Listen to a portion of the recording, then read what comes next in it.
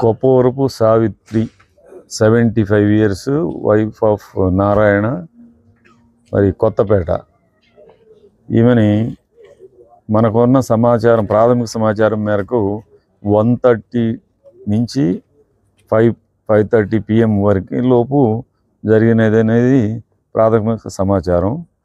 మనకి 9:30కి సమాచారం ఇచ్చారు. 9:30కి రాత్రి PMకి ఇమీడియట్గా టౌన్ సిఐ గారు వాళ్ళ సిబ్బందితో రావడం జరిగింది. ప్రాథమికంగా మనం విచారించిన దాన్ని బట్టి చుట్టుపక్కల ఉన్న సీసీటీవీ ఫుటేజ్ తీస్తున్నాం, అదేవిధంగా టవర్ డంప్ తీస్తున్నాం, అదేవిధంగా clues team, finger prints, dog squad కూడా వస్తుంది. ఇంకొక 10 నిమిషాల్లో వాళ్ళు రీచ్ అవుతారు. మరి ప్రాపర్టీ అమ్మిన కొంత ప్రాపర్టీ ఉందంటున్నారు, గాజులు, చైను, మరి థ్రోట్లింగ్ చేసినట్టుగా, స్ట్రాంగులేషన్ చేసినట్టుగా పైకి కనపడతా ఉంది. ఏదేమైనా ఇంకా కొద్ది టైం కావాలి.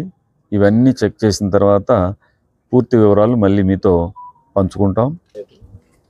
వస్తాయి కొన్ని కేసులు, కొంత టైం పడుతుంది.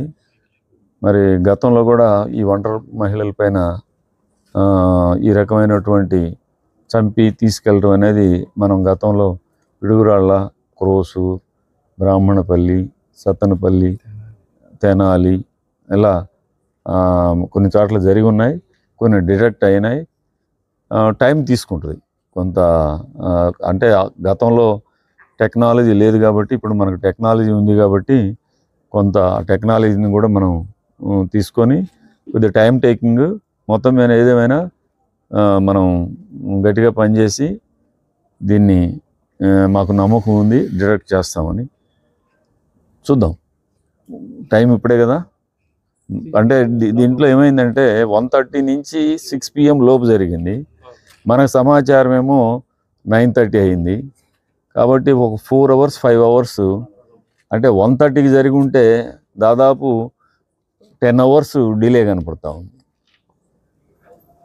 వీటన్నిటిని కూడా మనం పరిగణలోకి తీసుకొని చూద్దాం, చేస్తామనే నమ్మకం ఉంది. మళ్ళీ ఇప్పటివరకు దర్యాప్తు చేస్తూ ఉన్నాం. మీకు మరి కొన్ని గంటల తర్వాత ఫర్దర్ ఇన్ఫర్మేషన్ ఏదైనా ఉంటే మీకు తెలియజేస్తాం. Thank you.